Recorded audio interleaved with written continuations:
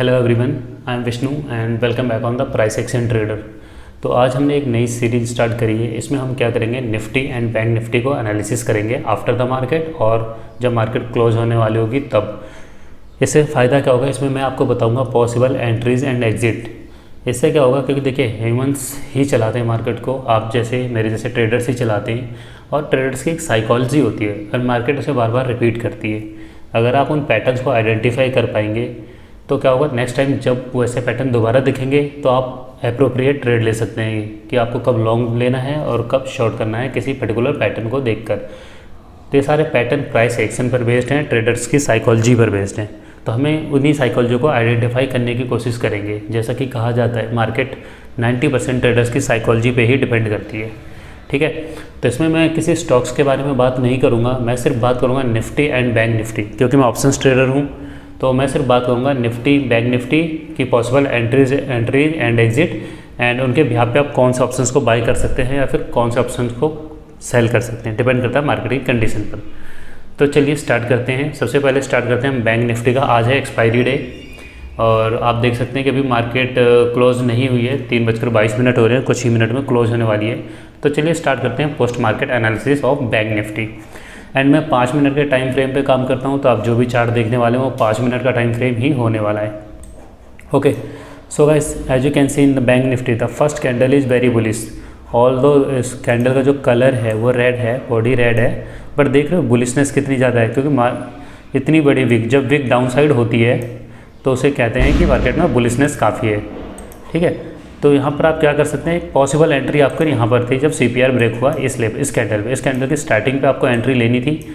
Stop loss आप यहाँ रख सकते हैं एंड टारगेट नेक्स्ट पिवोट आप PDH पे भी निकल सकते हैं, या फिर आप नेक्स्ट पिवोट तक जा सकते हैं जो कि R1 है। डिपेंड करता है आपके रिस्क टू रिवॉर्ड पर, बट मैं सजेस्ट करूँगा मिनिमम 1:2 रिस्क रिवॉर्ड रखें अगर आप ऑप्शन सेलर हैं। तो अगर आप ऑप्शन बायर हैं और घर कुछ पैसा लेकर जाना चाहते हैं तो डेफिनेटली आपको 1:4 रिस्क टू रिवॉर्ड पर काम करना होगा। इसका मतलब है अगर आपका ₹1 रिस्क पे लगा पड़ा है तो आपका ₹4 इनकम होनी चाहिए, या फिर दूसरे लैंग्वेज में बात करूँ, अगर ₹1000 आपका स्टॉप लॉस में लगा पड़ा है तो आपको एटलीस्ट ₹4000 का टारगेट रखना चाहिए, तो ही ऑप्शन बाइंग में आप कुछ कमा सकते हैं, ठीक है। मैं खुद एक ऑप्शन बायर हूँ, तो मैं सिर्फ ऑप्शन बाइंग की तरफ ज़्यादा बातें करूँगा। ऑप्शन बाइंग का मैं ज़्यादा इन डेप्थ नॉलेज आपको दे सकता हूँ।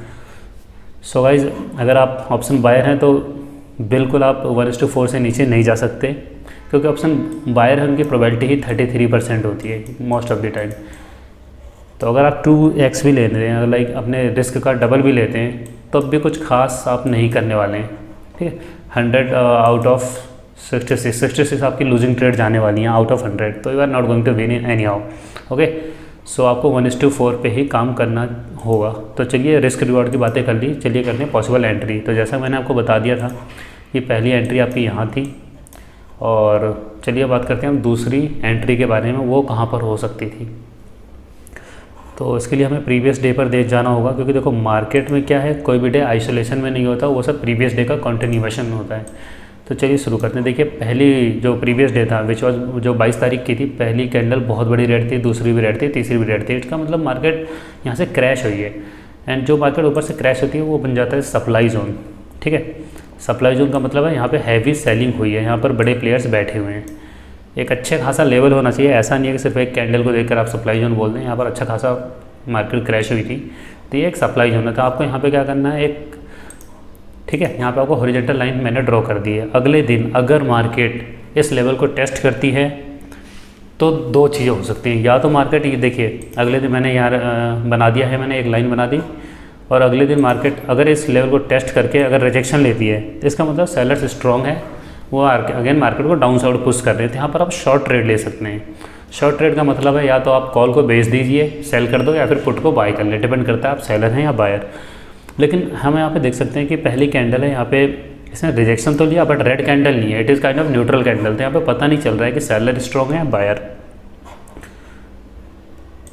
तो देखते हैं, फिर अगली ही कैंडल है जिसने इसको ब्रेक कर दिया है, इसका मतलब buyers are very strong, and यहाँ पे जो शॉर्ट सेलर्स हैं वो ट्रैप हो चुके हैं, जिसे बोलते हैं शॉर्ट कवरिंग रैली। जो पोजिशनल ट्रेडर है जिन्होंने यहाँ पे शॉर्ट किया होगा, जो उन्होंने जब देखा कि मार्केट उनके स्टॉप लॉस को हिट कर दिया तो उन्होंने क्या किया, अपने पोजीशन को एग्जिट करना शुरू कर दिया। एंड जब एक सेलर अपनी पोजीशन को एग्जिट करता है तो उसका स्टॉप लॉस क्या होता है, एक बाय ऑर्डर होता है। तो मार्केट में अचानक से बहुत सारा बाय ऑर्डर्स की इन्फ्लक्स आ गया, बाय ऑर्डर्स की बाढ़ सी आ गई। तो एकदम से जब बाय ऑर्डर होता है तो मार्केट ऊपर जाती है। तो यहाँ पर आप क्या करेंगे, सिंपली एक कॉल बाय कर लेंगे या फिर पुट को शॉर्ट कर देंगे, डिपेंड करता है अगेन आप बायर हैं या सेलर। तो एक पॉसिबल एंट्री यहाँ पर थी, दूसरी पॉसिबल एंट्री यहाँ पर थी, ठीक है, और स्टॉप लॉस यहाँ कहीं रख दो और टारगेट पूरा all the way to next pivot R1 था या फिर R2 है या फिर R3 तक, डिपेंड करता है आपका रिस्क रिवॉर्ड क्या है। मैं रिकमेंड करूँगा 1:4। तो यहाँ पर 2 ट्रेड बनी हैं एंड दोनों ट्रेड चली हैं। अब देखते हैं बैंक निफ्टी में और कोई ट्रेड बनी थी क्या। तो ये देखिए पहली कैंडल का लो है, यहाँ पे मैं एक लाइन ड्रॉ कर देता हूँ, ठीक है, हॉरिजॉन्टल लाइन ड्रॉ कर दी मैंने। अब देखिए डे ट्रेडिंग में डे का लो और हाई बहुत ज़्यादा इंपॉर्टेंट होता है, क्योंकि यहीं पर मैक्सिमम प्लेयर्स होते हैं और यहीं पर सबसे ज़्यादा लिक्विडिटी अवेलेबल होती है। लिक्विडिटी क्या होती है, जब बाय एंड सेल ऑर्डर्स बहुत ज़्यादा होते हैं, जहाँ पर आप एक बड़े मूव को एक्सपेक्ट कर सकते हैं मार्केट में। तो देखिए यहाँ पर अगर मैं लाइन बनाऊँ, ये पहली बुलिश कैंडल, उसके बाद इतनी ज़्यादा बुलिशनेस, देख रहे हो आप कितनी ज़्यादा बुलिशनेस है, मतलब यहाँ पर हैविली बाइंग हुई है, एक डिमांड जोन बन गया है। जब मार्केट में बहुत ज़्यादा बाई हो, जहाँ से मार्केट बहुत ज़्यादा बाउंस करे ऊपर जाए, तो वो डिमांड जोन बन जाता है। तो देखिए डिमांड जोन कितना बड़ा था, मार्केट यहाँ पर देखो 32,830 लगभग, नॉट एग्जैक्टली, लगभग 32,830 से कहाँ तक गई है, 33,429, लगभग 600 पॉइंट के आसपास का अपसाइड मूवमेंट है। तो एक बहुत बड़ा मूवमेंट होता है इंट्राडे लेवल पे। तो ये डिमांड जोन था, ठीक है, ओके फाइन। तो यहाँ पर आप क्या कर सकते थे, डिमांड जोन पे अगर मार्केट बुलिशनेस दिखाती है आके, तो आप क्या कर सकते हैं, बाय कर सकते हैं, और अगर मार्केट उस लेवल को तोड़ देती है तो आप क्या शॉर्ट पोजीशन ले सकते हैं। तो देखिए मार्केट यहाँ पर आई और इस लेवल को तोड़ दिया, तो आप यहाँ पर एक शॉर्ट एंट्री ले सकते हैं, पुट को बाय करके या कॉल को सेल करके। स्टॉप लॉस यहाँ कहीं रख सकते हैं और टेक प्रॉफिट नेक्स्ट पिवट पे ले सकते हैं। तो यहाँ पर 3 पॉसिबल एंट्रीज थी और तीनों चली हैं, ठीक है, डिपेंड करता है आपका स्टॉप लॉस कितना बड़ा है। अगर आपने स्टॉप लॉस जस्ट यहाँ पर रखा है तो वो हिट हो गया है, ठीक है, इसीलिए सेंट्रल पिवट के ऊपर आपको रखना चाहिए था।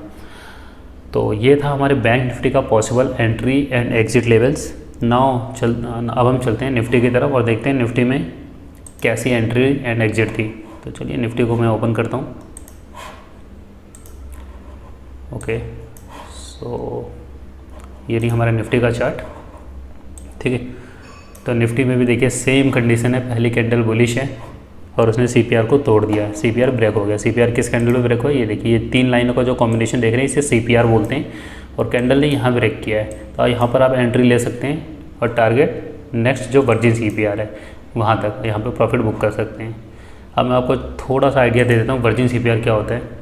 देखिए जो प्रीवियस डे का CPR है ये इंडिकेटर होता है, आप प्राइस एक्शन के ऊपर डिपेंड करता है ये, ठीक है। ये प्रीवियस इंडिकेटर, इसके अंदर कोई भी कैंडल इसके अंदर नहीं है, ठीक है, आप देख सकते हैं इसके अंदर कोई सी भी कैंडल नहीं है। तो ये क्या बन गया, वर्जिन रह गया, इसे बोलते हैं वर्जिन CPR। तो हमने नेक्स्ट डे के लिए इसको मार्क कर दिया है, ठीक है, क्योंकि वर्जिन CPR नेक्स्ट डे के लिए काफ़ी ज़्यादा इंपॉर्टेंट होता है। Most of the time price वहीं से रिवर्सल लेता है।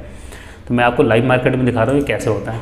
मैंने वर्जिन CPR मार्क किया, मार्केट यहाँ तक all the way till here, and जो मार्केट जो वर्जिन CPR का जो टॉप CPR है, टॉप CPR से इसने मार्केट ने यहाँ पर रिजेक्शन लिया। यहाँ कहीं भी आप शॉर्ट एंट्री लीजिए, और जो टारगेट होता है वो करंट डे CPR।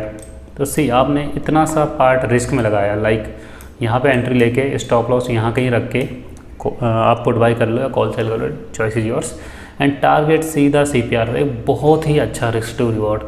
तो यहाँ पे 2 एंट्री थी, पहली ये चली, दूसरी यहाँ पर ये चली, ट्रेड चल गई, ठीक है। एंड अब आपके मन में क्वेश्चन आ रहा होगा कि मैंने बैंक में बताया था आपको, लाइक अगर प्रीवियस डे की काफ़ी बड़ी रेड कैंडल्स हैं तो वहाँ पे हॉरिजॉन्टल लाइन मार्क करो, अगर वो ब्रेक होता है तो आप लॉन्ग पोजीशन ले लो, जैसा कि मैंने इसमें दिखाया था बैंक निफ्टी में। लेट मी शो, ये रहा बैंक निफ्टी का चार्ट, इसमें मैंने हॉरिजॉन्टल लाइन मार्क करवाई थी और ये ब्रेक हुई थी तो आपको बोला था कि लॉन्ग ले लें। सेम केस कुछ ऐसा ही निफ्टी में हुआ, लेकिन यहाँ पर मैं ऐसा नहीं बोल रहा। तो रीज़न क्या हो सकता है उसका, देखो चलो हम यहाँ पे एक लाइन ड्रॉ कर लेते हैं, कोई इशू नहीं है। हॉरिजॉन्टल लाइन ड्रॉ करी, ये अगेन सेम कॉन्सेप्ट है, यहाँ पे अग्रेसिव सेलिंग हुई है, सप्लाई जोन है, और जब मार्केट इस लेवल को टेस्ट करेगी और ऊपर क्लोज देगी तो क्या होगा, शॉर्ट सेलर्स हैं ट्रैप हो जाएंगे, इसे बोलते हैं शॉर्ट कवरिंग रैली। तो आप एक्सपेक्ट कर सकते हैं कि मार्केट को बहुत ज़्यादा ऊपर जाने के लिए, बट इस केस में ना तो मार्केट बहुत ज़्यादा ऊपर गई और ना ही मैंने बोला। रीज़न क्या था, यहाँ पे एक वर्जिन CPR थी जो रेजिस्टेंस की तरह काम कर सकता था। तो ये एक लो प्रोबेबिलिटी ट्रेड थी, चल सकती थी, बट यहाँ पर जब ऊपर इतना बड़ा ये रेजिस्टेंस है इसके जस्ट अपोजिट, तो ये गुड आइडिया नहीं है कि आप यहाँ पर एक लॉन्ग ट्रेड लें। So wait for the false breakout. तो इस लेवल को इसने ब्रेक किया, ऊपर गई और उसके बाद यहाँ कहीं से रिवर्सल शुरू हो गया था। आप यहाँ कहीं भी एंट्री ले सकते हैं, choice is yours. Stop loss इस डेली पिवोट के ऊपर, यहाँ पर आप स्टॉप लॉस रखेंगे and again profit at the current day CPR जो कि यहाँ कहीं पे था। उसके बाद अगली ट्रेड बनती है निफ्टी में, जो कि अगेन डिमांड जोन ब्रेकआउट था। मैंने आपको बताया था कि डे का लो हाई बहुत इंपॉर्टेंट होता है। सेम बैंक निफ्टी की तरह इसमें भी हुआ है। ये देखिए डिमांड जोन ब्रेकआउट हुआ है। यहाँ पे मैं एक लाइन बनाता हूँ, तो देखिए ये पॉइंट टू पॉइंट है, इसमें समझ नहीं आ रहा है कि क्लोजिंग कहाँ पे हुई है, ठीक है, जस्ट एट द लाइन। तो ऐसे किस में से अवॉइड करे लेना, ठीक है। ऑल तो बाद में बहुत बड़ी लाइन से ब्रेकआउट हुआ, बट अगेन स्टॉप लॉस रखने के लिए सेंट्रल पिवोट में काफ़ी बड़ा स्टॉप लॉस हो जाएगा, तो it's better to avoid this trade. तो गाइज आज के बाद मैं इस तरह के वीडियोस डेली बनाने वाला हूँ, पॉसिबल एंट्री एंड एग्जिट। मैं ऑप्शन बायर हूँ और मेरी स्पेशलाइजेशन है ऑप्शन बाइंग में। एंड अगर आपको लो कैपिटल है आपके पास, अगर आप लो कैपिटल में हैं, कुछ कम पैसा है आपके पास और स्टिल स्टॉक मार्केट में आप पैसा बनाना चाहते हैं, तो आप मेरा कोर्स ले सकते हैं, आप मुझसे कांटेक्ट कर सकते हैं। आप मुझे टेलीग्राम पर मैसेज कर सकते हैं या फिर व्हाट्सएप कर सकते हैं, मैं डिटेल डिस्क्रिप्शन में डाल दूँगा। मेरी जो स्ट्रेटजी है ऑप्शन बाइंग के लिए है और डायरेक्शनल है। उसमें आपका स्टॉप लॉस बहुत छोटा होगा लेकिन रिवार्ड बहुत बड़ा मिल सकता है, जैसा कि मैंने अभी डेमो में दिया है। So guys thanks for watching. अगर वीडियो अच्छा लगा हो तो सब्सक्राइब करना ना भूलें एंड लाइक ज़रूर करें एंड कमेंट भी करें। इससे क्या होता है, हमारी भी मोटिवेशन बहुत हाई रहती है और इस तरह के वीडियोस बनाने में हमें बहुत ज़्यादा इंस्पिरेशन मिलती है। So guys thanks for watching. कल मिलते हैं दोबारा से।